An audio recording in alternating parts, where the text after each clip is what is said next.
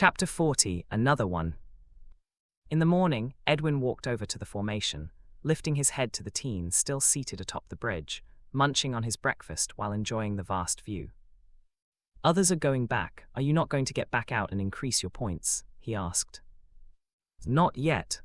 This was the same reply Edwin kept receiving until 4 days went by. On the 4th day, due to full concentration, Godfrey noticed he could meditate for 3 hours straight before sleeping, a huge improvement from the previous 20 minutes. Descending from the stone bridge, he made his way to the camp, squinting at the giant heaps of monsters in Isolde's kill space. Not just her, but other students too. A good number of his classmates stood analyzing those at the top. So Edwin announced this morning that Isolde already has 650 points. "Pendragons are monsters. Imagine being friends with her," a male student said while looking at his friends. "We are already her classmates when she's easily one of the strongest existences in the school. We are privileged set to sit in the same room," a girl with folded arms said proudly. "Look, Snow is definitely going to come second. He already has 400 points and Cecil has 280. I guess we already know the first, second and third. It would have been a lot more competitive if Dale, Maldred, Orwen and Siegfried were here, especially Dale," another student commented. Godfrey just sat on that stone formation sulking. It's been 4 days, he's already out of the top 10. Soon he'll drop to the 12th position, the student added before someone nudged him. He turned and his eyes widened as he watched Godfrey walk away. Did Godfrey hear him? He didn't want to face any of those terrifying knights. Just thinking about how the one with a bow shot consecutive arrows into Cecil's summon, and the one with the shield sliced off Lucy's summon's claw, made shivers run down his spine. Meanwhile, Godfrey made his way to Edwin, who raised an eyebrow. "Are you finally ready?" "I want to use my points." Godfrey's response made his eyes widen. "What? You're already behind by a lot, and if you use your points, you might never catch up." "I know, but I want dungeon cores with enough mana to boost Ballista to the peak of the elite tier. If I remember correctly, it's tier 5. To push it to 5.4 will cost you 70 points, Edwin replied, seeing Godfrey wasn't going to change his mind. "I'd also like to be teleported to Raptor Valley." Godfrey showed him an elite tier danger zone on his digital map. Raptor Valley had several elite raptors and variants which could spit corrosive acid and some flames, a dangerous place where no low tier could be found. "That will be 10 points. Godfrey appeared on the top of a stone formation. From here he could see the deep slope and holes housing raptors which lived in the cavernous depths of these formations. A diagram flared behind him, and with a light metallic clink ringing like a harmony, Ballista stepped out, his giant bow loosely held in one hand. After absorbing the core, his aura exploded forth, rapidly rising. Godfrey's eyes widened when, instead of stabilizing at 5.4, the peak of elite tier, Ballista's aura kept growing more imposing until he settled at 5.5, a high tier. This was due to his constant battles, and already gathered mana gaining aid from the dungeon core. His height didn't change, but 2 suns were emblazoned on both cheeks of his sleek great helm, their resplendent golden sheen brighter than the golden helmet and the other parts of his armor. Engravings appeared on the once simple crown attached to his helm, making it look ancient and more noble. 2 curved sharp ends extended from the giant recurve bow, just at both ends of the riser, and the plain wooden bow gained an exquisite scale craft on the upper and lower limbs. The surge of mana made over a dozen raptors emerge, most of them alpha raptors with 3 igni raptors.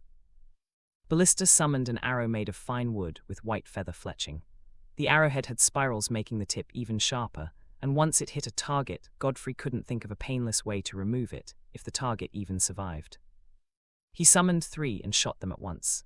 The moment the arrows left the bow, they multiplied into 9 gleaming arrows, each crackling faintly with golden lightning that left a golden trail behind as they streaked through the air, piercing through 9 alpha raptors. The arrows drilled through the beasts, protruding out the other side and pinning them to the ground, as if giant toothpicks were used to nail them to the earth. None survived an arrow. I'll call this new skill splitting shot," Godfrey said, standing at the edge and looking down at the stream of raptors surging out of their holes. A smirk formed on his lips. 18 points down, Mountain emerged from a diagram beside him and both of them jumped down. Medea, Godfrey used Echo to harness Mountain's longsword and heavy armor before he made contact with the earth, squashing a foolish raptor that thought he would be shredded by its teeth. It was its teeth that couldn't handle his armor. With a muffled voice he spoke, "Let's kill more. Ballista, enter Blackout and summon your squad." Ballista swiftly entered Blackout, and 10 bow knights appeared, mounting their titan bows and launching powerful arrows that tore the raptors' guts out, impaled them to rocks, tore off their limbs. "Mountain," Godfrey said, barreling through a flameball and swinging his sword down on an Igni raptor's head. Mountain activated Blackout and portals appeared around him. From them, heavy footsteps rang with deep, heart-pounding harmony that caught the attention of the raptors. 5 sword and shield knights emerged, huge knights with massive pauldrons, fan-shaped crests on the tops of their great helms, and tiny slits that hid their golden eyes, pulsing with wrath as they beheld the beasts in their presence. Their long white cloaks fluttered as they raised their oval great shields, banging their longswords against them before charging out like tanks at Mountain's nod. They barreled through 4 and 5 foot tall raptors like they were weightless dolls, breaking bones with their shields, stabbing and slashing raptors. Godfrey stopped and looked around. He had an army of grand-looking knights fighting alongside him, and it felt exhilarating. The second week went by, and the camp was rowdy once more as all the students had returned. Some huge trucks had already packed beasts, and over 6 of them, loaded to the brim, were on the move, with one last one half full. Cecil, who stood with the crowd, averted her eyes from Edwin, who was on a podium, to Isolde and Snow. "Isolde will surely come first and Snow second. I guess I'm third." A light smile brightened her face. Edwin was already announcing scores, but she didn't care about those low scorers. "Tusk, it's the last day, everyone is back, but no one was able to break Godfrey's record and kill a sandworm. At least our queen killed a desert king," a student said, looking at the massive black drake, with horns the size of a dragon's, chopped up and kept in the last truck. "That beast was one of the bosses in this dungeon." Godfrey killed a sandworm. Isolde blinked in subtle shock before looking around for the said individual one more time, creases forming on her forehead. "Where is he?" she muttered softly. Scoring 5th is Josh Brown with a total of 300 points. The moment Edwin announced that, a massive sandworm almost 30 meters long appeared on the ground. Arrows protruded from its body, and it twitched with faint golden lightning. The second it appeared, a golden-haired teen appeared out of motes of violet light, stretching his back and arms with a satisfied expression. Everyone froze, not even Edwin could believe his eyes. Isolde's golden-orange eyes dilated. She had always overlooked things like this, but the ability to kill a sandworm proved that he was indeed growing at a tremendously fast pace. Sandworms were the type of mini-boss constantly on the move, so anyone could encounter them anywhere. They were dangerous and to be avoided, yet Godfrey went ahead and killed 2 when no one else dared face even one. Such courage. It had just been 2 months since he enrolled in Manhattan, and he was already catching up to the elites of the sophomores despite awakening with the freshmen as a low tier. Snow's face darkened while Lucian from House Polaris, who was also gathered outside, quivered. He killed another one. Nathaniel looked at Rosalind, Seraphina and Lucian with raised eyebrows, while Alastair's eyes barely narrowed, though he was more shocked at the sandworm than their faces. "You knew about this?" Nathaniel asked with a slight frown. "At least I know whatever he awakens isn't a golem like you said, Alastair." Seraphina replied sharply, while Rosalind secretly trembled. One move, just one move, and she would have revealed herself before Godfrey faced the raptor horde. Letting those below her know their place was something she enjoyed, as when they stepped across, it made her feel sick. However, the sight of Ballista's trailblazer traumatized her. On the other hand, Edwin exploded, veins bulging across his neck. "You went against another one. How can you recklessly throw yourself into danger? You were out of mana the last time because of the same beast." "I had the opportunity to get stronger without the threat of death. I simply took it." Godfrey's reply made a good number of his classmates embarrassed. Most of them had forgotten they wouldn't truly die. Some were still afraid despite knowing. Edwin simply sighed while Godfrey approached the crowd, his lips curling into an uncontrollable smile when he saw Isolde staring at him. He tried to maintain a straight face but failed miserably. The blame was on his face for not listening to his mind. Isolde rolled her eyes, tilting her head in the other direction as a charming smile blossomed on her face, only for her to see Godfrey peeking from the corner of her eyes. Her cheeks grew hot as embarrassment washed over her. She let out a feeble laugh and punched his stomach, and Godfrey held his abdomen, staggering backward before Edwin's loud throat clearing snapped them back to the reality of where they stood. Godfrey lowered his head at Edwin's glare, while the students behind didn't know what to think anymore. Fourth place, the moment Edwin said that, tension returned to the crowd. Everyone, including Godfrey, perked their ears to hear who would be the fourth. Because the trucks had been attending to the corpses for days, no one knew their exact rank anymore. They couldn't access through the heap of corpses, but that was already gone. The only remaining source was Edwin. At fourth place is Cecil, with 510 points. Edwin's announcement sent an uproar throughout the throng of students. Isolde glanced at Godfrey from the corner of her right eye. I thought Godfrey would come fourth since they haven't announced his name. He stopped hunting for 4 days, spent 80 points out of his 100 points and still beat Cecil. A student held her mouth in shock. So he came third, he beat me. Cecil frowned, clenching her fist, but when she saw Edwin's expression change to shock, her conviction faltered. Snow comes second with 862 points. Before anyone could speak, he continued, and so does Godfrey with 862 points. Snow froze. In that moment, the shock and gasps of the crowd were distant as he felt something within him crack. Godfrey was now a threat to his position.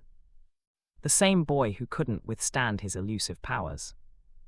Hey, Godfrey might be higher than Snow if he didn't use those first 100 points. Hearing that made Snow seethe. Isolde comes first with a staggering amount of 2110 points. Whatever Isolde scored didn't matter to him. She was a Pendragon anyway, ranked amongst the top 10 families which had produced several king tiers. She pushed him down to second place in class, but Godfrey could not make him take any step lower. He would never. Snow began to chuckle.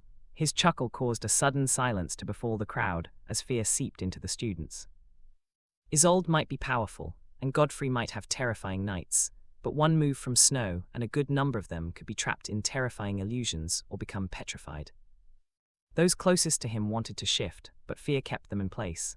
Snow might snap and descend on the first person to move. Their eyes locked on Edwin and Julia, pleading for help. Godfrey turned, his ocean blue eyes clashing with Snow's. He doubted Snow would make a move now or suffer being penalized, and losing quite a chunk of his points. Right now they could share second place, but if he made one stupid move, he would kiss third place, and Snow was smart enough to know that. He wasn't Dale, but the more Godfrey thought about it, the more he saw resemblance in both. Snow had always been nonchalant and lazy because he was at the top. He was respected and feared. That cushioned his previous attitude. But now that arrogance, uncontrollable anger, and thick sense of superiority, just like Dale, was on display. With a slight tilt of his eyes, Snow saw Isolde's glare and instinctively flinched. This wasn't the school grounds, she wasn't restricted here. They had tests once they returned to school. Should Isolde make a move here, the school nurse might not be able to heal him on time, and his score would drop even lower. He scowled and turned away. I don't think that's supposed to be there, Julia said, and everyone turned to what she was pointing at. Terror filled their eyes. At the far horizon, the clouds had turned pitch black and rumbled heavily with green thunder and lightning, along with a fierce gale that picked up the sand. Edwin's eyes glowed like headlights as he gained omniperception, allowing him to see what was going on. His face paled at the sight of 3 adult sandworms, hundreds of meters long, with rotting bodies and thousands of undead soldiers, led by an undead atop a rotting white wolf. Everyone get into the bus. Edwin couldn't make sense of how one of the main bosses of the dungeon would move from its fortress, something he had never even heard of. And not just it alone, it came with a great army capable of threatening a small city. He examined the ghostly blue flames billowing off the skull of the undead warlord astride its wolf, whose ribcage was exposed, and one of its hind legs was nothing but bone and torn ligaments. The warlord held a great axe with a long handle, long enough to make the weapon over 6 feet in length. Just the sight of a dungeon boss that could kill a tier 7 summon like a wyvern with ease, an estimated peak 7.9 high tier, leading an army of elite tiers, low-level high tiers, and 3 adult sandworms, top-level high tiers that even some lord tiers struggled to kill, made Edwin exclaim. God! He noticed the signal poles were still up, so he grabbed the special phone given to him, since the others couldn't connect so far away from the city, and began making calls. Meanwhile, it had become a war zone at the entrance of the coach buses. Students fought each other to rush in first, some throwing the weaker ones aside, others activating Echo to harness parts of their summons like claws, elements, tails, or teeth. The stronger ones pushed through, but the chaos only intensified. A red-haired boy slammed another with green hair into the bus, right beside the door. You pushed me, the redhead yelled, slamming his fist into the green-haired student without mercy. At his fourth punch, a palm rested on his shoulder. Stop! Get off me, the redhead yelled, turning and swinging at Godfrey. Godfrey tilted his head, his eyes unleashing a gleam that made the boy shiver. He quickly scrambled to dive into the bus, but Godfrey wrapped his fingers around his ankle and tossed him into the sand. Placing a foot on the boy's back, Godfrey looked at the others. The fight ceased instantly. Everyone watched him with different expressions. Walk in one after the other. If any one of you pushes the other, you'll suffer worse than this one beneath me. At his threat, they had no choice but to obey, despite their grievances. Some cursed under their breath, especially those above average, but no one dared resist. Godfrey tilted his head to the other bus and saw everyone moving in an orderly fashion, supervised by Snow, who leaned against the bus with his arms crossed, and a condescending gaze directed his way. Godfrey noticed that those in the top circle were being allowed to enter first, irrespective of their position in line. The end result: Snow had achieved order without a single word, and Godfrey understood the message. Despite his strength, he was disliked. Snow, who had been in the game since middle school, was respected. After all, a king never ruled alone. He needed the support of the upper echelons. Godfrey's expression darkened. Manhattan's way made the teachers stay at bay, allowing the students to form their own hierarchy. Those who would rule became rulers in this harsh yet controlled terrain. Those who were weak became the ruled. That way, when they graduated, the world would not seem all too strange. They began to move. The Polaris coach buses had 2 Humvees following them, both filled with mercenaries armed with cold melee weapons and hot long-ranged firearms. Yet even as the buses sped through the desert road, leaving dust in their wake, the dark clouds drew closer with each passing minute. The sandworms were even faster. At this point, the students could see them. Fear spread through their ranks. And it worsened when a portion of the dark clouds twisted into the shape of a human head. I see it now. The undead are being drawn out by Kane's fanatics, and their target is probably us, the elite students of the world's top schools, Isolde said. Godfrey's eyes narrowed. We can't outrun those sandworms, they'll be here in a min. The panicking student didn't finish his words. Suddenly, the coach buses appeared in the parking lot of Viga's prime resort. He could see the beautiful, serene area, the parked cars, and the bright golden dome shielding the city. Not a sign of the horror chasing after them. Sighs of relief swept through the buses. Godfrey, who hadn't realized how hard he'd been clutching his thighs, finally released them and leaned back with a heavy exhale. Isolde shut her eyes, breathing slowly to regulate herself. She wasn't afraid of the undead. She could stall them and fly away if things turned dire, but whoever lurked within that cloud wasn't just stronger than her. They were more experienced. Meanwhile, back in the desert, a hurricane of black smoke descended from the clouds and dispersed, revealing an old, slim man with grey hair and a fine pair of round golden glasses, standing atop a rock formation. A black moon with grey rays was tattooed on his forehead. He wore a plain black shirt, pants and shoes, looking no different from an ordinary old man, save for the tattoo. We prepared against teleportation, but the information was wrong. There is a rather unique teleporting summon in their midst. I always recognize a violet astral mollusk. His eyes narrowed, though his face remained calm. With a wave of his hand, the horde retreated. From a different direction, a cluster of crows swirled together, and a man appeared in their place, a typical use of exchange and retrieval. The man had long black hair that reached his shoulder blades. He knelt before the old man. Apologies for my error, Grand Black Moon.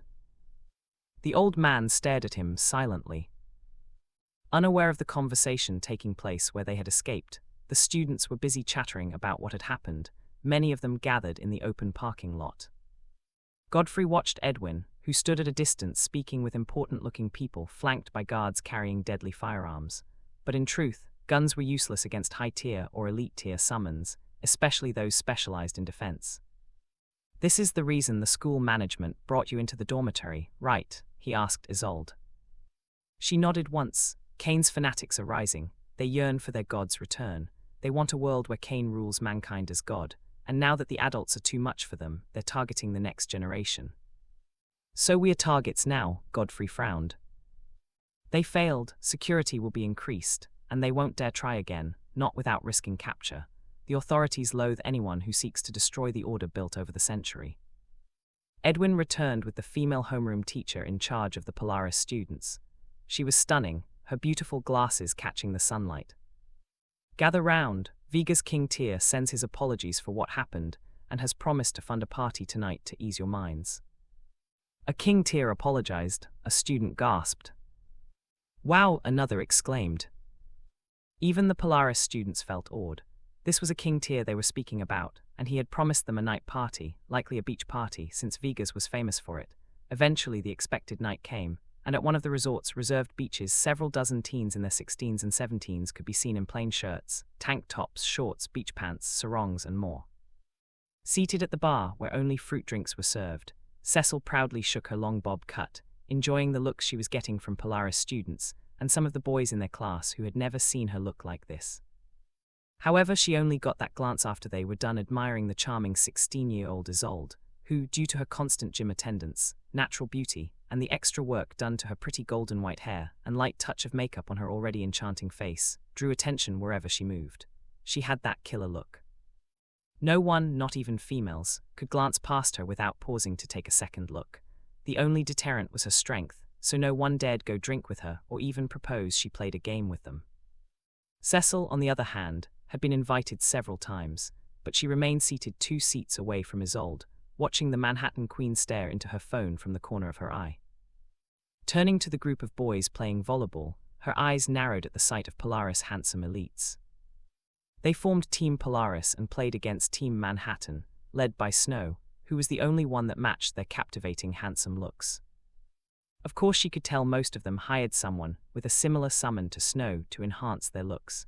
It was common for those aspiring to become entertainers in guilds. Plastic surgery was a thing of the past with the birth of such summons. Seeing Team Polaris beat her school team, Cecil clicked her tongue.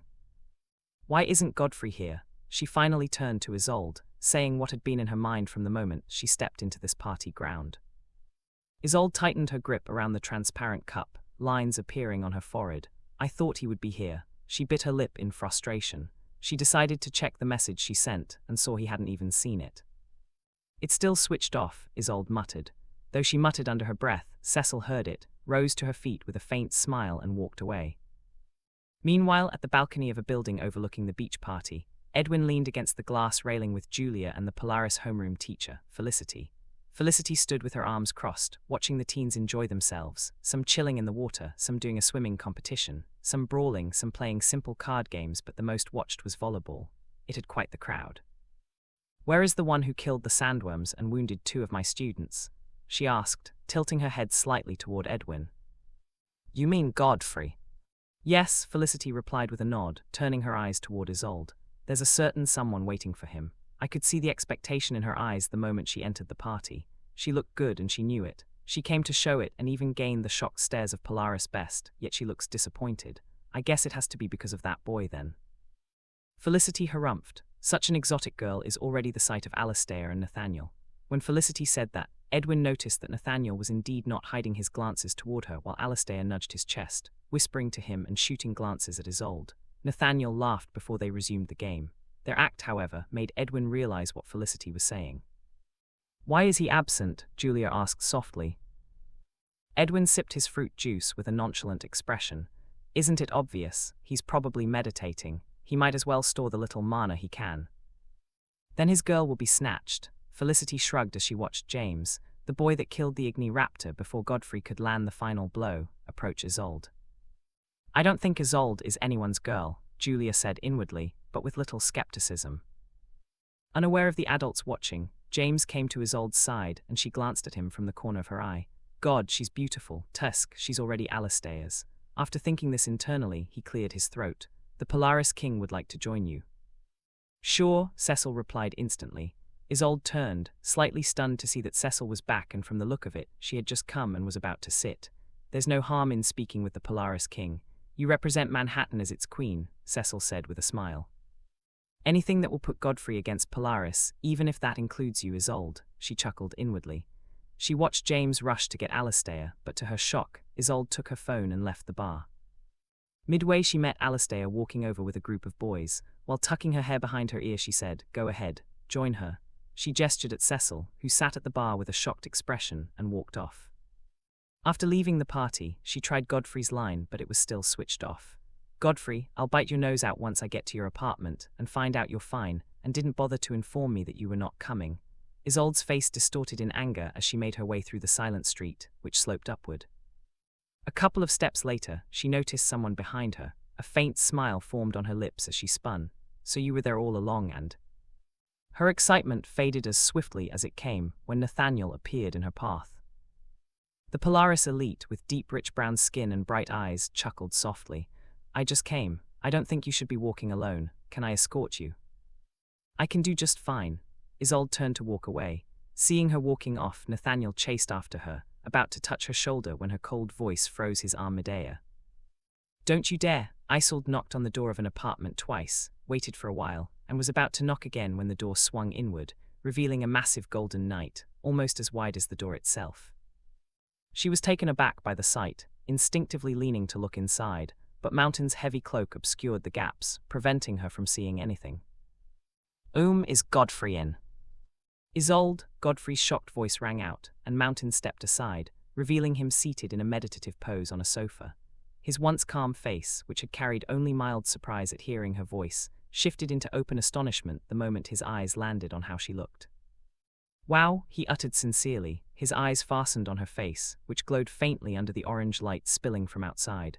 Smirking proudly, Isolde stepped into the apartment. Her anger and frustrations melted away at his expression. Finally, she felt satisfied.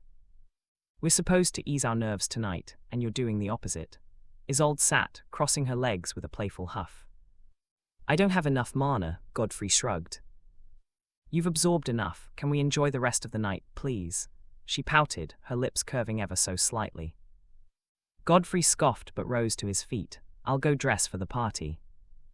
"Not the party. The rooftop of Viga's Prime Resort's tower is enough for both of us." Godfrey ended up stunned when he stood at the rooftop of the skyscraper, overlooking the entire resort. They could see the beach party from above, but the most breathtaking sight was the vast lake shimmering like silver glass, making this place in the harsh terrain truly an oasis. As the wind tousled her hair, Isolde turned, smiling as she watched Godfrey entranced by the beautiful overview.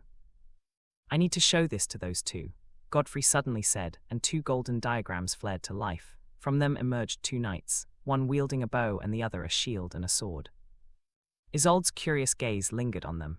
"I don't know the names of your summons. What's that one's name?" She pointed at the one holding the shield and sword.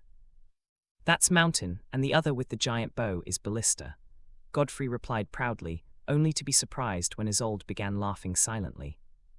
"What?" he snapped. "Nothing," she waved her hand quickly, trying to calm him. You just have an odd namming sense, but it's strangely fitting." Her melodious voice carried a breathy softness, her cheeks puffing up as she tried to hold in her laughter. Godfrey clicked his tongue, annoyed. Meanwhile, Isolde's sharp eyes gleamed when she saw Ballista turn to Mountain, and Mountain also turned his head in return. Her eyes narrowed. Were they whispering?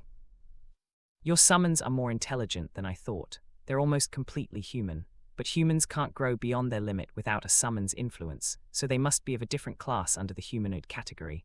Only vampires seem to match their level of intelligence." "Shoo, look around, don't watch us." Godfrey waved them off irritably. Both knight captains simply walked away, heading in different directions, but not before exchanging a knowing glance. Isolde smiled faintly. A white diagram suddenly appeared in the middle of the rooftop, and from it emerged a white wyvern with thick, curved horns protruding from its head. It growled low, the rows of scaly fin-like protrusions along the length of its neck vibrating. Massive blue eyes, deep and cosmic like a nebula, locked on Godfrey for a moment before turning toward Ballista, then Mountain, baring her fangs in warning. But she calmed quickly as Isolde transmitted the idea that these ones were not threats. With her powerful hind legs and forelimbs attached to her wings, she padded to the edge of the rooftop and leaped off.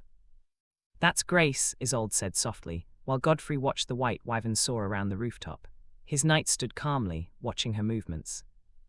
Drawing closer to him, Isolde nudged Godfrey. "She's quite cold and usually unresponsive, but Nyx is the curious one."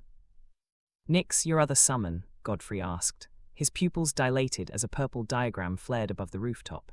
It vanished, replaced by a huge dragonfly.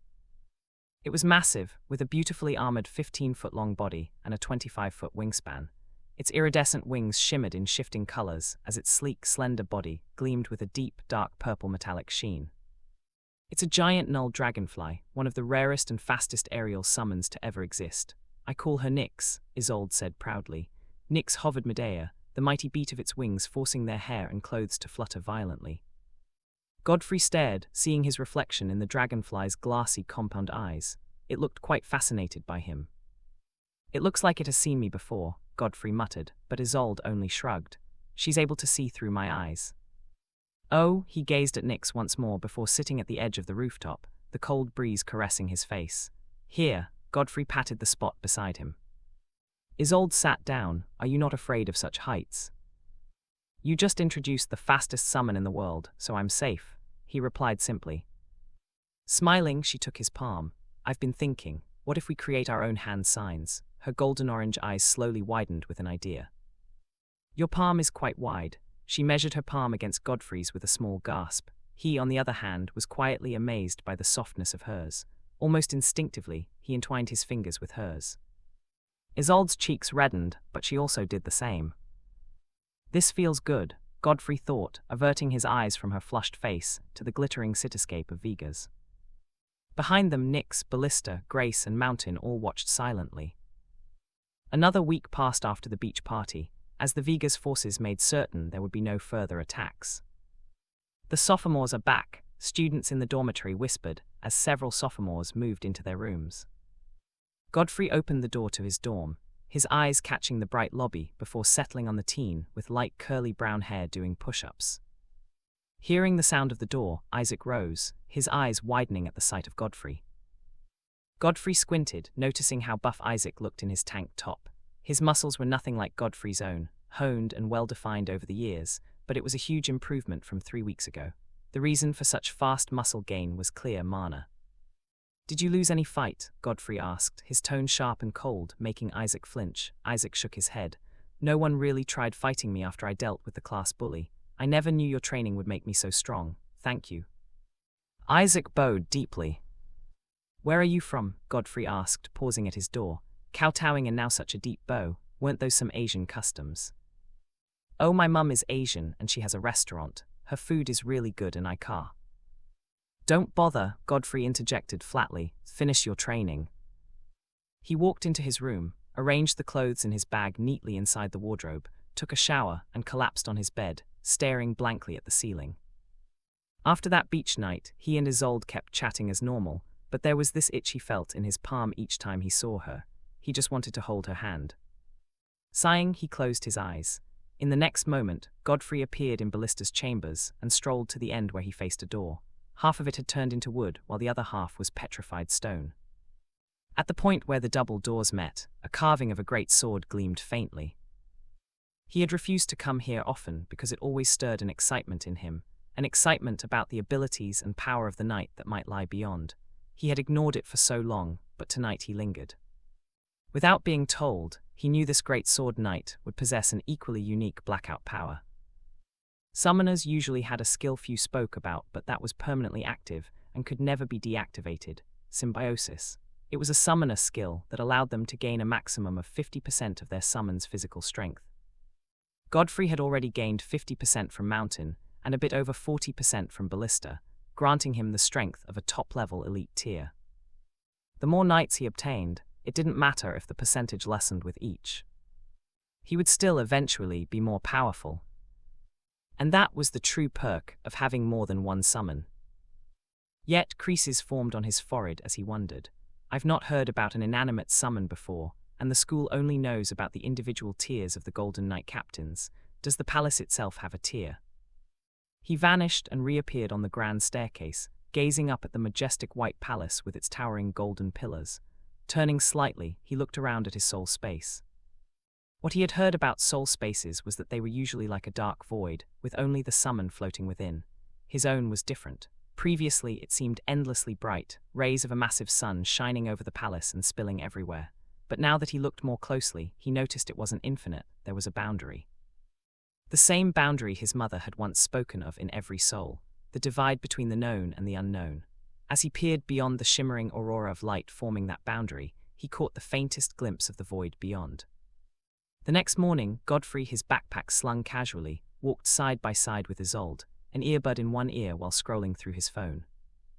As he turned into the entrance of his classroom, a jade fist slammed into his face with enough force to split his lips and send him staggering. "I'm back," Siegfried cackled. Laughter erupted from those who already held grudges against Godfrey. Siegfried's eyes gleamed as he stared at him, who barely caught himself before crashing into the wall at the opposite corridor wall. But then Siegfried noticed Isolde's glare. He hadn't expected her to be right beside Godfrey. Before he could even form a thought, Isolde's leg lashed out like a whip, striking his chest with such force that the air itself exploded.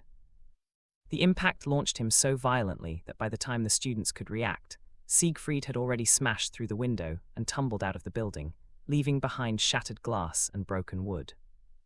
Leaving an afterimage in the same kicking stance, Isolde blurred, snatched Maldred by the head, and slammed his face against the classroom board. The blow was so brutal it punched a hole clean through the wall, his head protruding into the next class, shocking the sophomore music students who suddenly found a groaning face among them. She recognized him as one of those laughing. "She's lost it." Dale's eyes widened as he rose to his feet, Orwin following. Both were prepared to act as her furious glare swept the horrified classroom. Snow in the music class couldn't believe his eyes.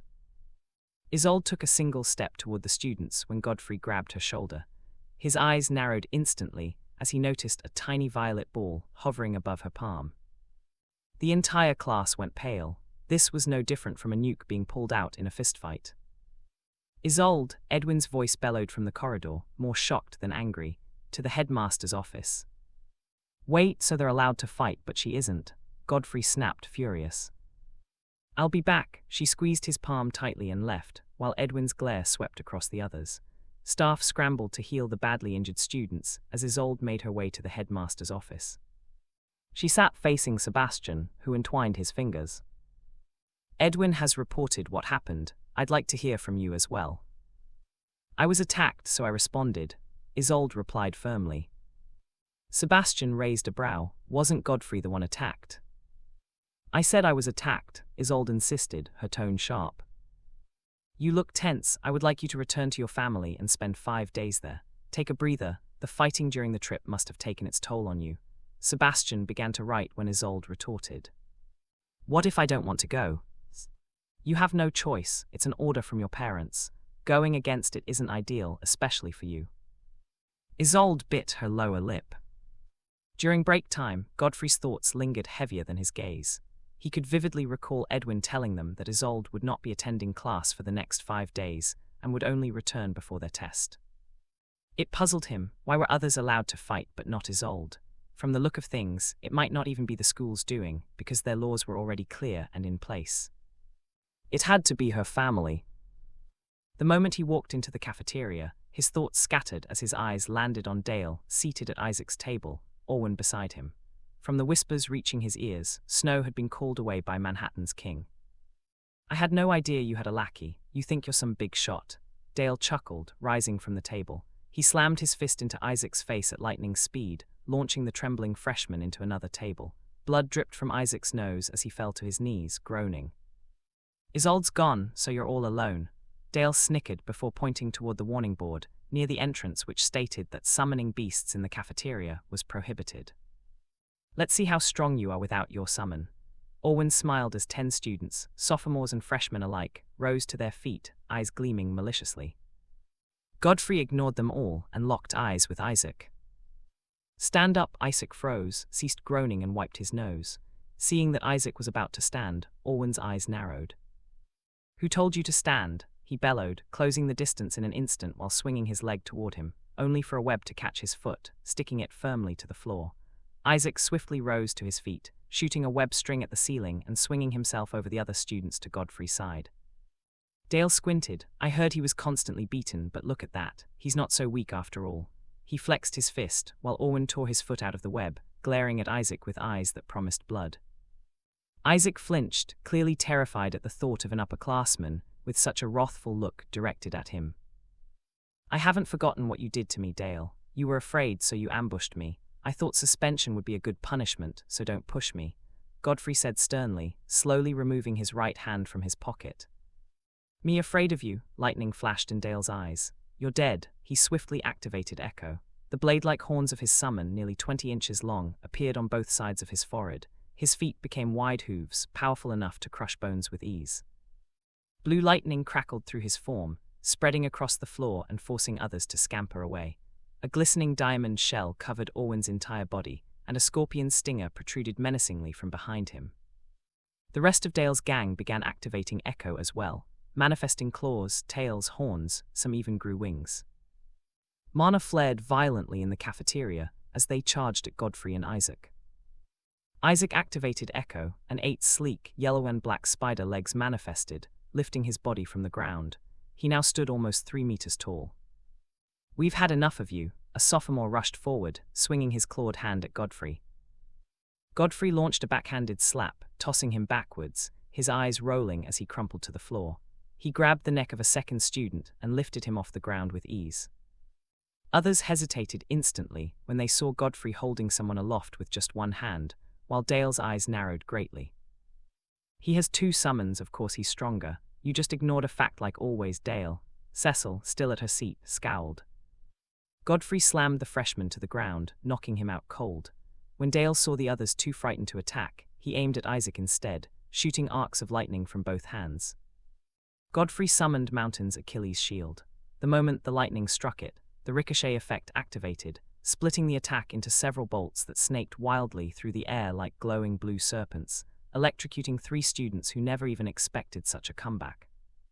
Gasps echoed throughout the cafeteria.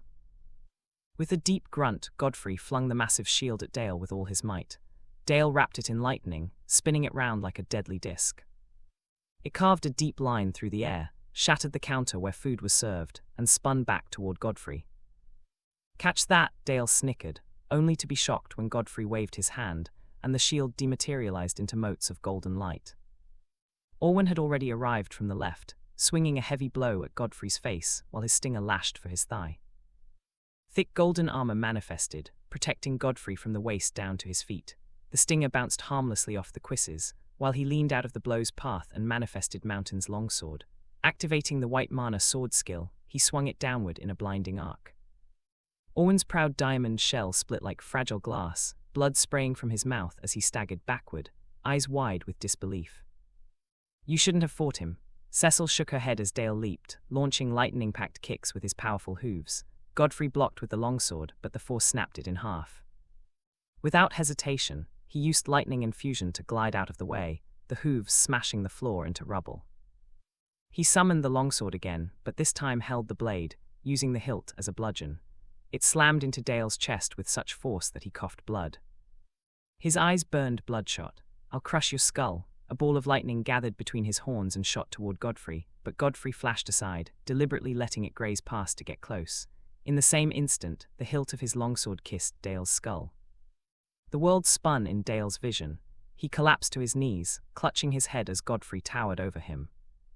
You asked for it. Godfrey's foot slammed into Dale's chin, sending him somersaulting across the cafeteria. He hit the ground several times before crashing into the wall, slumping. Thanks to the resilience of his summon, he remained conscious, but the pain flaring across his body screamed of his miserable defeat. If Cecil had helped, I wouldn't have lost before everyone. Isolde must have helped him. Those Pendragons have everything. Godfrey's strength is because of her. Meanwhile, Godfrey turned and found Isaac standing amidst 5 groaning students, all skewered by his spider legs and webbed to tables and walls.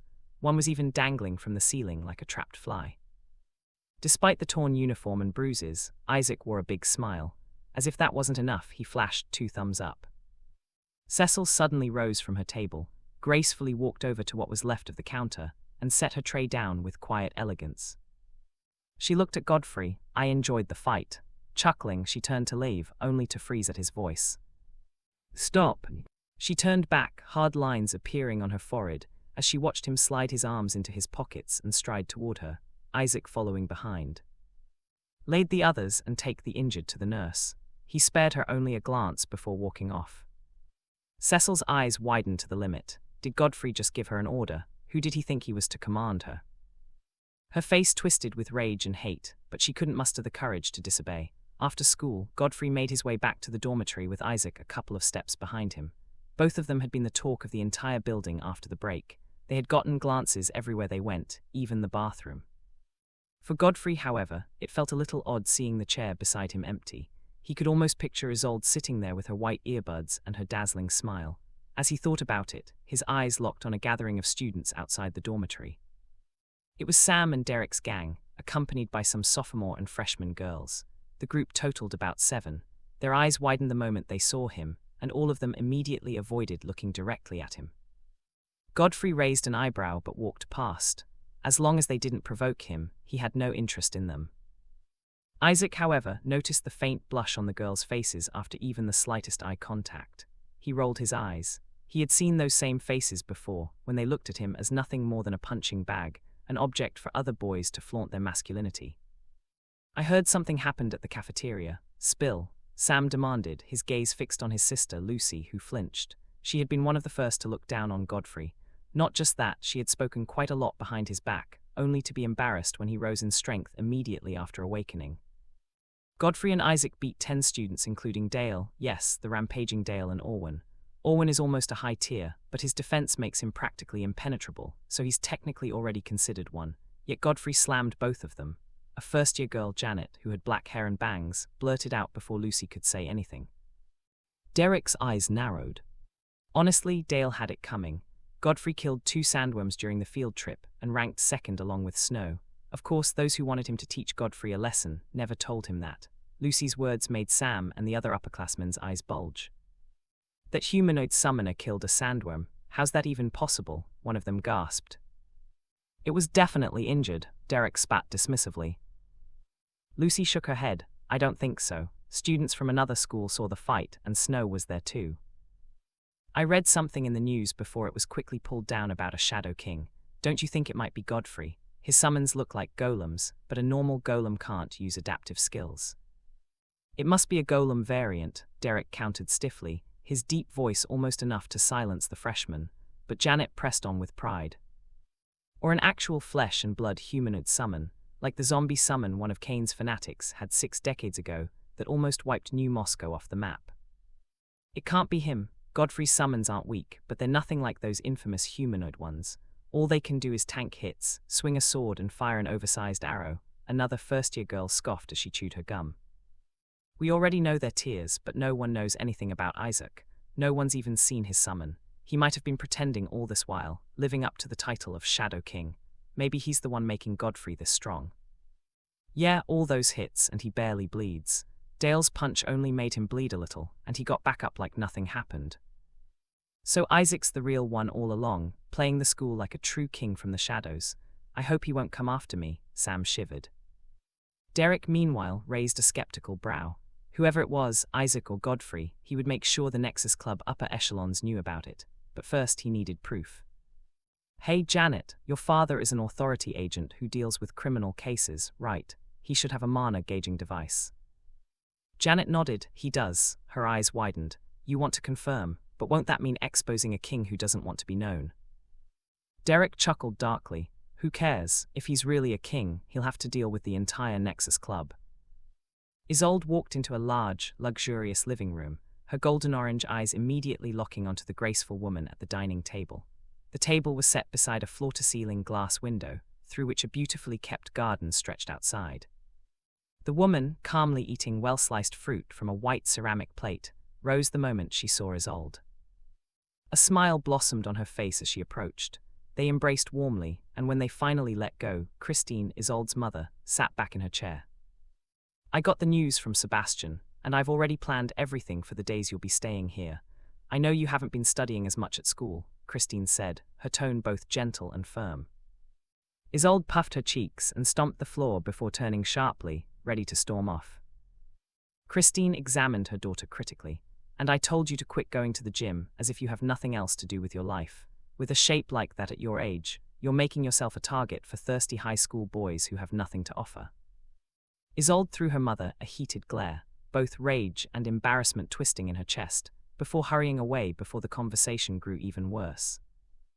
"Oh, and did you see the boy who made you enroll at Manhattan High?" Christine's question froze Isolde at the door. She barely gave a soft nod, then hurriedly left. In her room, she collapsed onto her bed, lifting her head to stare at the massive painting on the wall opposite her king-sized bed. It looked like something worth tens of millions. The painting was of a head, half of it a dark golden helm, the other half the face of a golden-haired male with piercing blue eyes. Together, the halves formed a complete face. Scribbled on the exquisite wooden frame at the bottom was the year XXXX, 3 years earlier, when Isolde was 13. On the upper frame, a name was etched. Godfrey Daniels.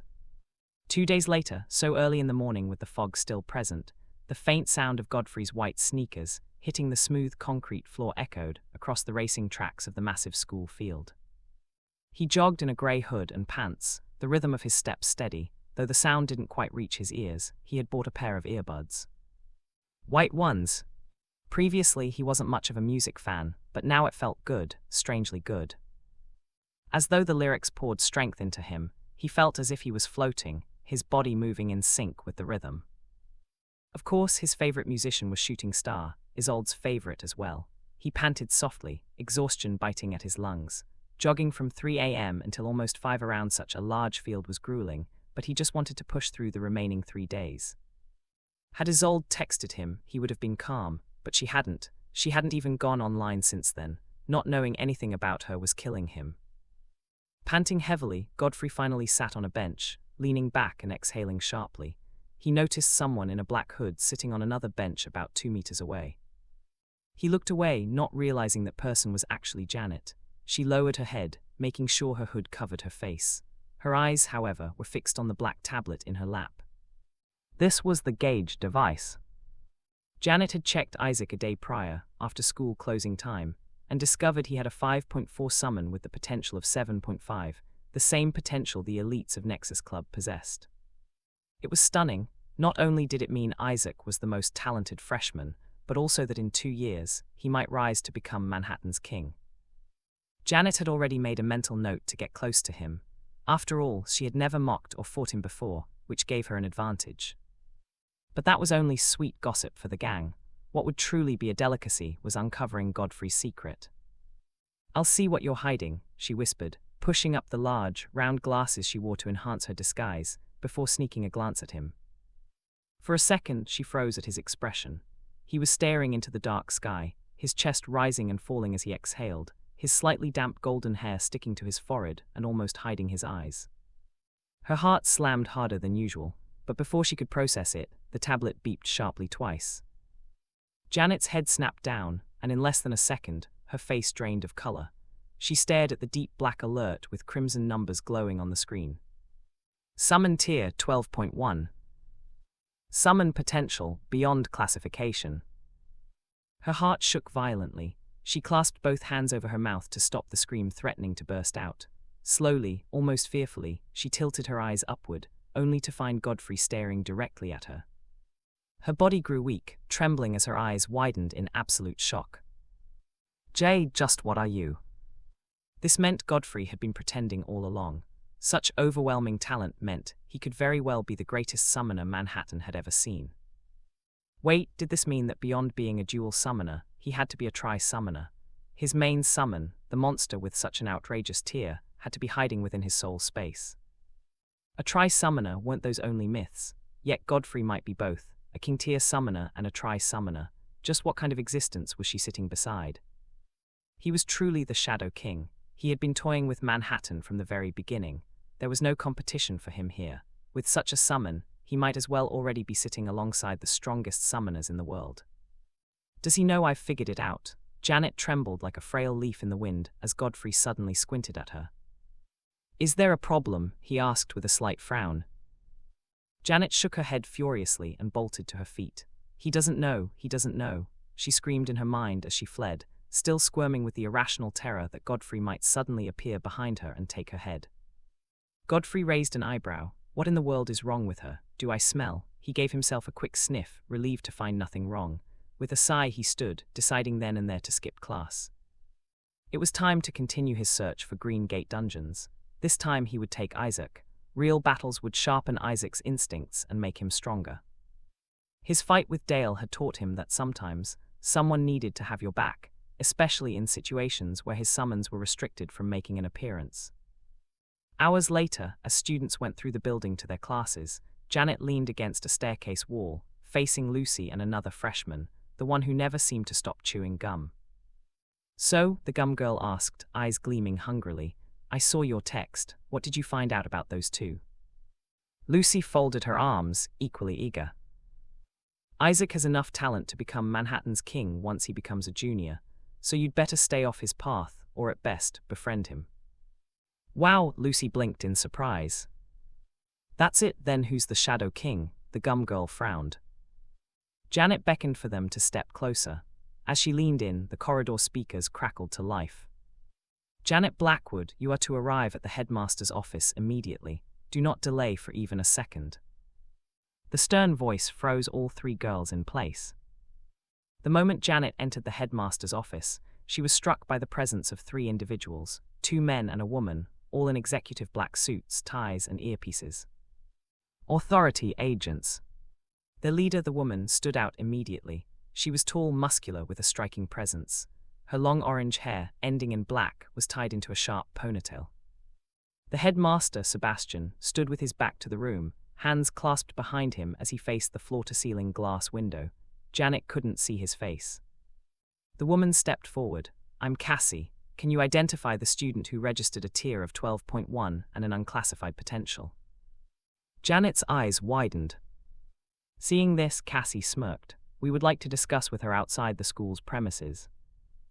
"You cannot interrogate my student without a warrant," Sebastian replied calmly. Cassie's face twisted in irritation. "A talent that could help in rebuilding this world is here, and you're trying to hide it." "And who told you such a talent wants to save your world?" Sebastian turned slightly, his tone sharp. "That is your duty, not theirs. If such a person is here, they are here to study. Let them." Cassie turned on Janet. "Speak. Your father could lose his job because of your carelessness, using such an important device for trivial reasons, putting an entire city at risk because of what might be assumed a king-tier threat. He could be punished, and it would be your fault." Janet's lips quivered. "It's a sophomore. His name is Godfrey Daniels, a humanoid summoner." Cassie and the 2 agents flinched. "You plan to hide this," Cassie snapped at Sebastian. "This Godfrey Daniels must be enrolled in the readjustment program to ensure his mind is clear. If he became one of Kane's fanatics, they would begin another world conquest." Sebastian's eyes narrowed. This prejudice against high-ranked summoners who awaken humanoid summons is exactly what fuels Kane's faction. If the authorities cannot grow out of their fear, we will be plunged back into chaos. "Hand him over," Cassie said coldly, "or I'll involve higher forces and have you removed from this post. You are to aid us in building the next generation, not groom a false god for our enemies." Sebastian exhaled slowly. "I was afraid it would come to this." He snapped his fingers. In an instant, Janet and the agents vanished. Cassie found herself back at her HQ, heading toward the exit, only to realize she was walking out to do nothing at all. Janet, on the other hand, was suddenly standing at the staircase with her backpack. The corridor was empty, everyone else was already in class. As she turned to leave, she froze. The headmaster was strolling toward her. He pressed a finger to his lips. "Not a word about Godfrey." Her eyes widened. How does he know? The thought terrified her. She nodded and fled. Sebastian chuckled softly and continued on his stroll. Passing a classroom, he saw students fighting. The wall cracked, the board split into 2. The moment the students noticed him, they scrambled back to their seats. Sebastian snapped his fingers. The wall healed itself, the board restored, erasing all signs of damage. That was exactly what he had done to Janet and the agents. He had reversed them to the state before they came into his office. To everyone else, life moved on without ever being altered. It was as though those moments had never existed. And that was why Manhattan still stood, despite its chaos, its violence, its destruction. Because here, everything could be reversed. Meanwhile, a certain golden-haired teen sat at the back of a taxi with a younger boy who had light brown, curly hair. They sat at opposite ends of the seat, Isaac gazing out the window, his fingers clenched tightly around his backpack. The thought of entering a dungeon, a Green Gate dungeon of all things, terrified him. He wouldn't be facing his fellow teens with petty grievances this time. He would be facing creatures that wanted to eat him. Isaac desperately wanted to cling to the beautiful buildings and sleek cars passing by, holding onto his safe, modern life where he had finally crawled out from the bottom. But that option wasn't viable, not with Godfrey around. Sighing helplessly, he glanced at Godfrey, only to find him wearing a wide smile with his eyes shut. He's a monster. Unbeknownst to Isaac, Godfrey was reminiscing about his success in building a platform for himself under the name Golden Knight. On it, he could post requests asking for the locations of Green Gate dungeons, and once confirmed true, he would send the informant a small amount of money as a reward. A free $2,000 did the trick. After all, it was no different from receiving free cleaning services. In this case, Godfrey would clear a Green Gate dungeon without charging a dime, and he always promised to be there faster than any guild. And so, not even 2 hours after he created the platform, a message arrived. From the details, there was a 90% certainty the information was genuine. When the taxi dropped them off, Godfrey stepped out carrying a backpack filled with necessities, including a brand new 3.5 combat dagger that went for hundreds of thousands. His mother would definitely call about that later. Food, water, and that dagger were the only things that could be found in Godfrey and Isaac's packs. They made their way down the street until they reached a warehouse, currently barricaded by 2 policemen with 2.4-tier giant dogs standing guard. Standing upright, both dogs were about 4.5 feet tall, their intimidating presence enough to scare away passers-by, leaving this part of the street utterly deserted. The dogs unleashed mighty barks at Godfrey, but he merely squinted, his eyes gleaming for a brief instant. That alone silenced them. The policeman, who had been speaking with a blonde woman, turned around. From the woman's distraught expression, it was clear she was the informant. She owned the warehouse, and her 2 daughters had vanished inside. The guild party sent to help still hadn't returned, and it had been over 24 hours. Apparently, even before sending the message, she had contacted the authorities. She just wanted help from anywhere she could get it, but the sight of 2 teenage boys left her puzzled. "You're not supposed to be here," one of the policemen said, glancing at his giant dog, which now crouched and whimpered meekly. "We are from Manhattan High. Those people in there might die before whoever you're waiting for arrives. Let us help," Godfrey said softly. "Manhattan Summoners High," one of the policemen exclaimed, eyes widening. Godfrey and Isaac nodded. The 2 officers exchanged quick glances, both understanding the weight behind that name. Manhattan wasn't just known for producing elites. Most of its graduates ended up as high-ranking officials in various sectors under the authorities. These teenagers were their future superiors. "You can't seriously be thinking of letting those kids enter that dungeon." "I hope you're not," the woman interjected, her voice trembling with anger and fear. "That thing swallowed my girls and an entire guild party of experienced hunters." Godfrey's gaze turned toward her. "Ma'am, I'm the Golden Knight. You sent the message to me." Her eyes widened as the realization struck. She had just asked another kid to save her own. A glowing diagram flared to life, and from it emerged a 9-foot-tall black and yellow spider, towering behind Isaac. Seeing the massive summon, one of the policemen's eyes dilated. "That's a mammoth spider." Of course, he recognized it. Manhattan City's famous fallen hero from 2 decades ago had one just like it. That alone confirmed that these boys were indeed from Manhattan High, because that was a top-level, high-tier beast. "What about you?" the policeman asked, turning to Godfrey. Isaac let out a short chuckle. "You don't want to know." His words sent a chill down everyone's spine, even the woman's. They couldn't help but feel as if they stood before a Lord-tier summoner. Only Manhattan High could produce such monsters. "You may enter, but please, be careful," one of the policemen finally said. Godfrey gave a single nod to Isaac, before striding forward into the warehouse. Godfrey knew he wouldn't be walking into a warehouse, yet when he stepped through, he found himself in a cathedral-like hall. It was vast and solemn, candles crackling on chandeliers and candelabras, bathing the space in a faint orange glow. There were no monsters, at least not yet. Instead, he saw 2 blonde girls, the elder around 19 and the younger perhaps 12, huddled together by a pillar. Opposite them stood 4 individuals. The first was a man in his late 50s, one arm entirely wooden and shaped like a tree limb with dark green bark. He was bald, with grey beards hanging thick. Crouching beside him was a massive bear with a thick green mane, several crooked horns jutting from its head, and 2 bone-like spikes replacing its left forepaw. Totem markings danced across its fur. Beside the old man were 2 men in their late 20s, twins, both flanked by quicksilver falcons, 2 huge birds that eyed Godfrey and Isaac sharply. These birds were peak-level elites at best, yet fast enough to compete with many high-tier beasts. The last was a woman seated casually atop the head of a 5-meter-long dragon snake, a constrictor lined with gleaming fangs. Scar the old man frowned. I told that woman to call the police, and I'm sure she did. So why are there kids here instead? Are the police not doing their job? The woman on the dragon snake smirked, her voice smooth and mocking. Hello, pretty-faced boys. You've just signed your death sentence.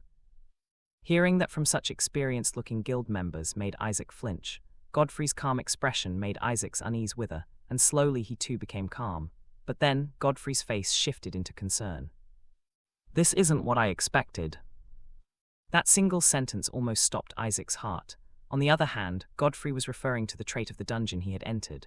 This kind of dungeon was usually a blue gate or red gate dungeon, both dangerous, with the red being even more horrifying, but there was one difference. Both of those had exits. The green didn't. This particular trait was known as Defend the Fort, where one had to protect their fort from an endless swarm of monsters. Once the fort was lost, it meant certain death, and the only way to clear the dungeon was by killing the dungeon boss. And now, the fort's main wall and courtyard had already fallen. Everyone was trapped in the final safe place, the cathedral-like hall. Looking around, Godfrey noticed thick roots winding across the walls, completely blocking the windows and the massive entrance door. It was obvious that one of the summons here was responsible for this. Jonah, the elder of the two sisters, suddenly realized something after scrutinizing Godfrey. He's definitely younger than me. The other one is even more agitated. What are they doing here? She muttered to herself, only for her younger sister, Celine, to tug gently at her long-sleeved top, gaining her attention. What is it? Jonah asked softly. Celine pointed at Godfrey, her eyes glimmering faintly with a strange light. He has an army, he can help us. Her once distraught tone now carried a spark of hope and relief, but Jonah was perplexed. An army. What was that supposed to mean? Was there an army outside, about to enter and rescue them? She knew Celine could see glimpses of the future, brief flashes of how things ended, like snapshots of the final scene. Her ability allowed her to see the image of the day's outcome the moment she woke up. That was how she had known that revealing her elder sister's summon would lead to everyone's death, and for that reason, Jonah had kept silent. Quit looking around like can you do a thing? I have my hands full with these girls, I can't bother with two morons, Scar spat, his tone sharp with exhaustion. Godfrey squinted, choosing to ignore the man's harsh tone. They must have been on edge for a long time. We can be of help. Isaac is a peak elite tier summoner, and I'm a 5.5 high tier summoner. Revealing their tiers should have given the group a sense of hope, or so Godfrey thought. His confidence fell like a stack of cards when the twins began chuckling, and the woman burst into laughter, her mockery echoing through the hall. You call that help? She scowled. I have a 5.8 summon, the boys here both have 5.4 summons each, and the boss has a 6 summon. You think your little help will do what all of us couldn't? I can't be stranded here because of people too frightened to act. Besides, I need that core to push Mountain to 5. With that thought, 2 diagrams flared before him, and Ballista emerged alongside Mountain. Both swiftly activated Blackout, their mana rising sharply, so intense that even the summons of the guild party turned their wary gazes toward the knights. Are those golems? They don't look like ordinary ones, but even then you, an inexperienced teenager, can't. Silence. A calm yet deep and thunderous voice came from Mountain, who transformed his shield into Achilles' shield and slammed it into the stone floor, cracking it. Shock swept through the hall. The woman's eyes widened to their limit, the twins' lackadaisical grins vanished, and Scar's frown deepened. The girls were frozen, stunned to hear Mountain speak, while Isaac's eyes almost bulged from his skull. He watched as Mountain gave everyone an intimidating look, his 5.8 tier aura pressing down like a wave, making the guild's summons extremely apprehensive. Ballista didn't even bother moving, he simply stood there, emanating quiet dominance. Mountain had grown from 4.6 to 4.8 after countless battles, but Ballista now reached 6.5 in his blackout state. Raising his arm, he summoned 24.5 bow knights. The lines on Scar's forehead deepened at the sight of 27-foot-tall, heavily armored knights with massive bows, filing into the cathedral with perfect discipline. The shock only multiplied when Mountain went further, summoning 20 sword and shield knights, their massive armored bodies carrying great oval shields and longswords. In the blink of an eye, the spacious hall felt crammed with an assembly of gleaming golden knights, an army fit for a lord. Jonah looked at her sister in disbelief, finally realizing what she had meant earlier. She swiftly rose to her feet. "Please wait," she called out to Godfrey, who was already about to march toward the door. Godfrey turned toward her. "I can boost summons," she said. A glowing diagram appeared beside her, and from it emerged a 3-foot-tall, two-tailed golden fox. The moment it appeared, all of Godfrey's summons surged with newfound power. Mountain rose from 5.8 to 6, Ballista from 6.5 to 6.7. The same surge spread through every knight he had summoned. "You had such a summon and didn't help us when we were here, all because you didn't know where to step in. You selfish little brat," the woman with the dragon snake spat furiously. No, Jonah shook her head quickly. "My sister Selene saw that even with my help, we'd all die, and telling you about it would have surely led to that end. That's the only reason. You should have still informed us rather than let us sit here hopelessly. And you," she turned her glare to Selene, "you trust your weak sister over us." Selene shrank behind Jonah, and the woman scoffed. "Stop, you might make the little midget cry." One of the twins mocked while the other chuckled as they both stood. "Enhance our summons," Scar commanded with a heavy tone, patting his beast as it rose to its full height. Isaac frowned at how the sisters were treated. It wasn't as if the girls had known this was a Green Gate dungeon. Godfrey watched everything from the corner of his eyes, without a change in expression. Then he noticed Scar's gaze shift toward him. "Stand back," Scar said. "You can't open the door with those roots in the way. Trust me when I say you can't break them, so stay back and let me remove it." Mountain tilted his head once, glancing at Scar through his helm slit, then suddenly charged straight toward the huge double doors. A great sound reverberated through the massive hall as one half of the towering double door, completely made out of unknown metal, pulled off its hinges, connected to the doorframe for years unknown, and fell as the roots blocking it broke, splinters flying everywhere.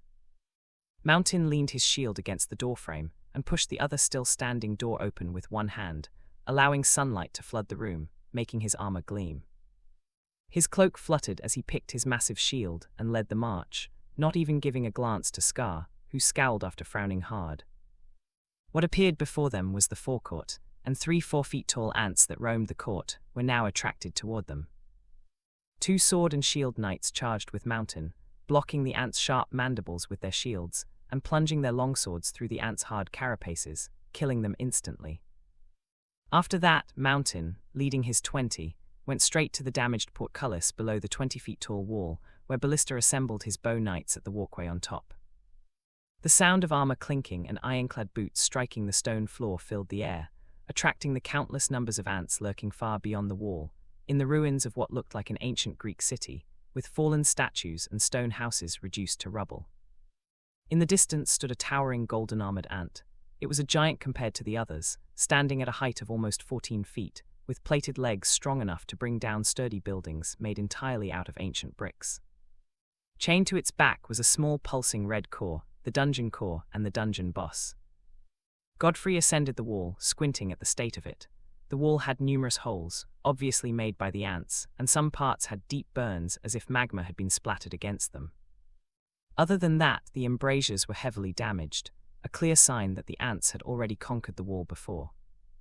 He narrowed his eyes and turned back to the forecourt as Mountain tore the steel bars of the portcullis out so he and his men could pass.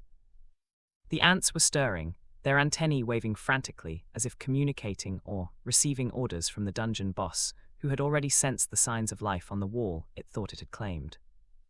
"Isaac, stay close to Mountain," Godfrey said, and Isaac responded with a nod before jogging after the towering armored knights, only to be shocked at the number of ants outside, momentarily freezing at the gate. "Come up," as if waiting for Godfrey to say that, Jonah pulled her sister to the top of the wall, relieved that she was away from the guild party.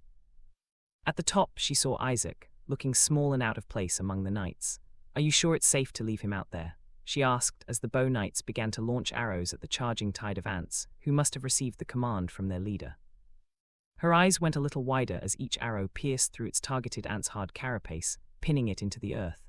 Some arrows took the lives of 2 ants at once, others tore off limbs. She had never seen anything like it all throughout her time in college. Being a respected student back in her school days because of her summon, her worldview suddenly felt small, because Godfrey was clearly still a student and much younger than her. The saying, "there is always a stronger monster," came to life right before her eyes, and as if that wasn't enough, Godfrey pointed at Isaac. "Looks, he'll be fine." Her eyes narrowed as Isaac brought out his mammoth spider from a portal. The 9-feet-tall summon moved much faster than the knights, piercing the heads of ants and shooting webs that gathered 3 of them into a white ball with ant legs and heads, which it then withdrew into its mouth. Moving underneath his summon, Isaac activated Echo, harnessing a variant of his spider's legs. Instead of 8 which lifted him off the ground, there were 4 much thicker, as if the 8 had joined together to become 4. It didn't lift him off the ground, but moved like arms from his back, able to elongate up to 3 meters. It made him a killing machine while hiding within the boundaries of his spider. Godfrey couldn't hold back his smirk as he watched Isaac fight. The fact that the dungeon beasts were simply giant ants made it easier for the freshman to kill them without thinking twice.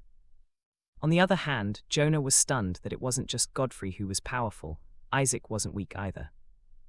While the bow knights slaughtered ants in the distance, reducing their numbers so the shield and sword knights wouldn't be swarmed as they bashed and sliced through the horde, Isaac stabbed and webbed them relentlessly. He shot webs at the feet of an ant, earning a nod from Mountain, which made him smile widely. "What's he doing so close to our clients? They should be with us," the woman said to Scar, glancing at Godfrey and Jonah as they emerged from the portcullis, her eyes narrowing at Isaac's feats. "Forget about them. Our goal here is the dungeon boss. The body of a high-tier boss is valuable, and I need that dungeon core. Don't stress yourselves, let them work, we'll reap," Scar said, patting the woman's back and watching as they charged to battle the ants. The twins took to the sky, their falcons slicing through the ants with their dangerous claws at such speed that the damage was only registered after they'd already left. The dragon snake crushed and bit off the heads of the ants, but Godfrey, who calmly stood atop the wall, could see they were conserving their strength, allowing Isaac and his knights to do the main work. His eyes met Scar's and Scar frowned. "Why does that kid give the vibe of a commander who overlooks the battlefield?" he thought, shrugging off the premonition about those calm blue eyes. Just then, the woman chuckled as she saw a new wave of ants. They had swollen crimson abdomens and stronger bodies, and the sight of their ominously glowing undersides was chilling. They were dire ants, and she eagerly anticipated seeing Mountain, a mere summon who had dared to tell her to keep silent, face these magma-spitting beasts. She could already picture Godfrey watching the armor of his precious summon melt like paste. She deliberately slowed her pace while Isaac, who was at the forefront, clashed against the advancing ants. A dire ant suddenly spat a ball of magma, which Isaac's summon slapped aside out of reflex, only to screech as its sleek exoskeleton began to smoke and blister from the damage. Other dire ants followed suit, launching balls of molten fire, and the mammoth spider responded by shooting thick web balls. But they burned to nothing in an instant as the magma surged toward it, until several golden knights stepped forward and blocked the attack with their shields. Smoke rose thickly, and the woman cackled under her breath, inexperienced brat rushing to. In the next moment, her words died as her eyes widened. The dire ants were the ones whose heads melted off, some losing their chests as magma poured from them before they collapsed. She barely had time to comprehend how the ants were suffering what the knights should have faced, as the armored summons charged like tanks, their shields raised before them, slamming into the swarm and cutting them down ruthlessly. The magma balls reflected harmlessly off their shields as they hacked and slashed. The sight was oddly terrifying to the woman. The very creatures they had once fled from were now being slaughtered by these massive knights, and the realization twisted her gut with envy.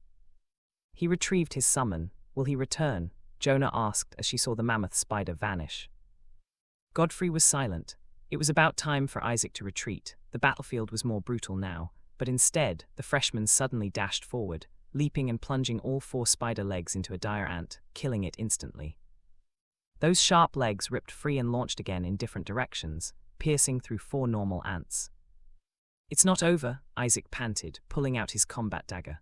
"I'm not stopping." He launched himself forward, driving one spider leg into the paved ground to pivot out of the path of a magma ball, then impaling another ant with a different leg.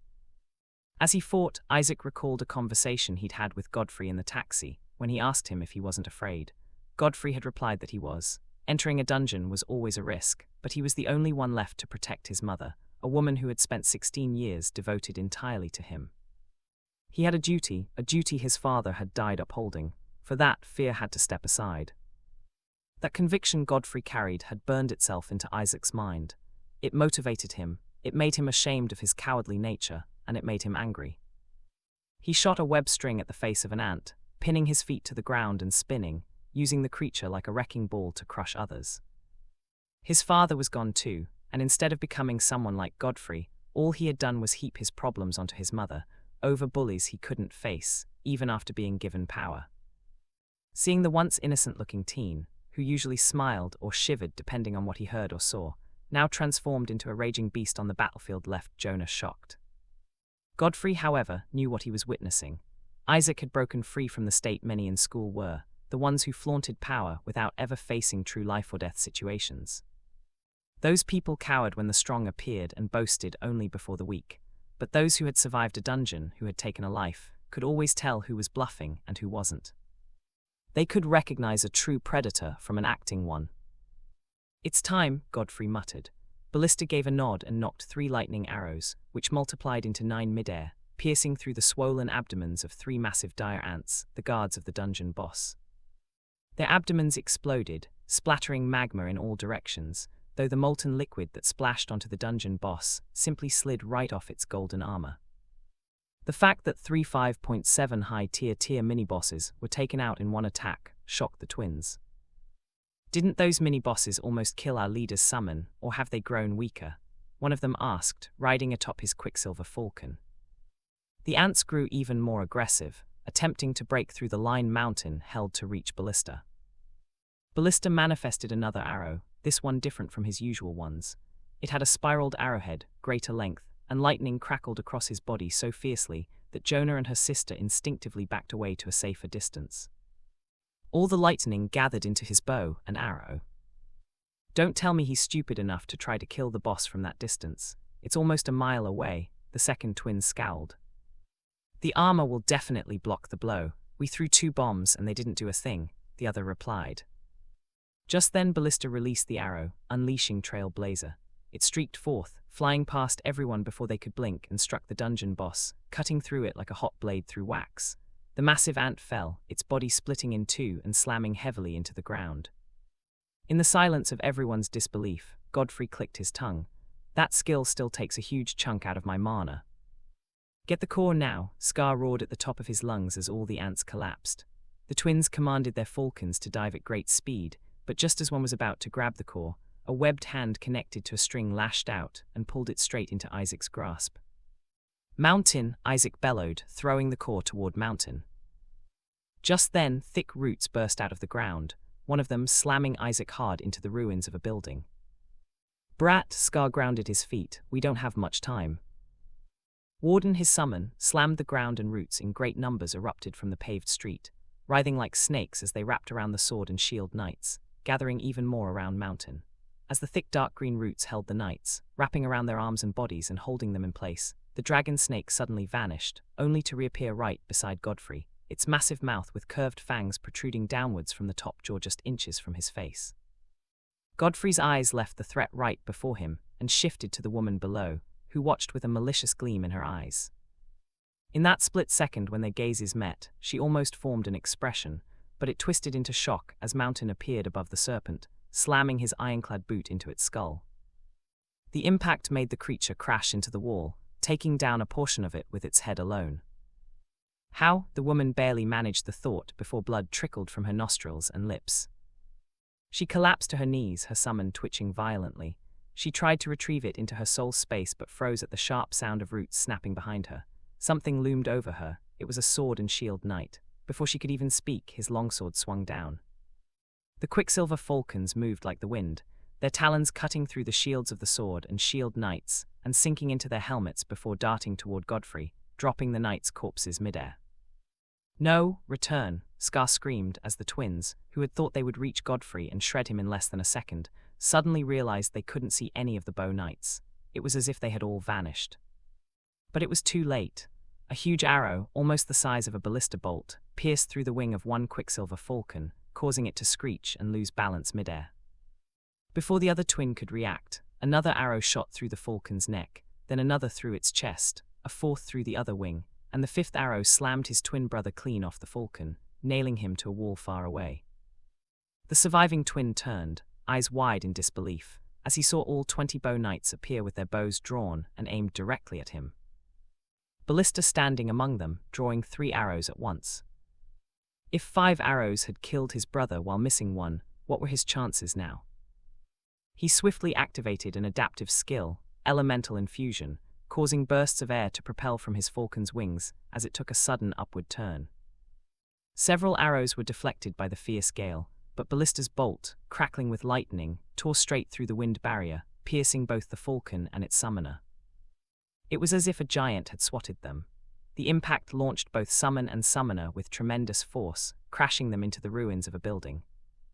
"It doesn't have to end like this," Scar roared, trembling as he held onto Isaac's neck, forcing the freshman to face Godfrey. The rest of the sword and shield knights had broken free from the roots, surrounding Scar and his summon, while 20 bow knights with their captain aimed their weapons at him. Mountain stood tall atop the dragon's snake. "You made it like this," Godfrey replied coldly. "Tell your summons to back off. You can have the core, let's just end it here." Godfrey was about to respond when he suddenly grabbed Jonah and Cecil, leaping backward as roots erupted from the walkway. One managed to graze his shin, injuring him, but he barely evaded the strike meant to skewer both him and the girls. Scar's intent was clear. He wanted to kill Godfrey and blame the deaths of the girls and others on him and Isaac. After all, the dead couldn't speak. Seeing his plan fail, he tried to stab Isaac through the chest with his tree arm, but before the strike landed, new roots burst from the ground, wrapping tightly around his limb. "What's this?" Scar gasped, eyes widening. This couldn't be happening, it was his own summon's innate skill. Lifting his gaze, he caught sight of Mountain's subtle hand movement, and his heart sank. No, it can't be. The roots entwined both him and his summon, coiling around them like serpents until they were bound up to their heads. Then 10-inch spikes burst both inward and outward from the roots, impaling Scar and Warden with their own iconic ability. Isaac staggered out from the ruins, the shock of his near-death experiences and the sight of fallen people fadding as he walked past Mountain. Ahead, he found Godfrey standing with 2 girls latched tightly onto him, their eyes shut. Isaac's lips twitched. "Are you kidding me? I almost died and you're surrounded by girls. I always knew the world wasn't fair," he rasped between breaths. Godfrey smiled helplessly, but Isaac's voice was enough to jolt Jonah back to reality. Realizing what fear had made her do, she quickly let go of Godfrey and pulled her younger sister, who didn't seem eager to release him, aside. "I'm sorry," Jonah said softly. "Tusk," Isaac clicked his tongue, plopping down on the rubble. With a faint smile, Godfrey sat beside him. "Out of mana?" he asked. Isaac nodded. "You'll get used to it," Godfrey said gently. After a pause, Isaac turned to him. "How do you still smile after killing people?" "I'm convinced I didn't go around seeking lives to end," Godfrey replied quietly. "They tried to kill me first. People like them must have taken innocent lives before, innocents who didn't get the chance to fight back." "Man, you're something." Isaac shook his head, giving him an incredulous look. "You sound like an old man." Godfrey chuckled softly. "I grew up knowing I was the only man of the house. I never saw my dad die, but I felt it. Every moment I heard my mother sob quietly in her room." Isaac pursed his lips. They all appeared in a warehouse, greeted by the sight of dozens of police officers and authority agents. The mother of the girls, who had been chatting with a female agent, turned and screamed in relief, rushing to embrace her daughters. The agent she had spoken to approached Godfrey and Isaac. "I'm Cassie," she introduced herself. "I heard there was a party that went in there before you two. What happened to them?" Her eyes narrowed suspiciously. "They tried to kill us because they wanted the dungeon core and they died instead," Celine said quickly. "It was self-defense," Jonah added. "What they said," Isaac nodded, while Godfrey merely shrugged. He had nothing to say to the authorities. "You killed 4 people. Who are you again?" Cassie squinted. "Godfrey Daniels," he replied calmly, "a sophomore at Manhattan High." Thanks for watching. Please subscribe and like the video and comment down if anything wrong in the story, and if have any suggestion to a new novel or want next part of any series, comment down.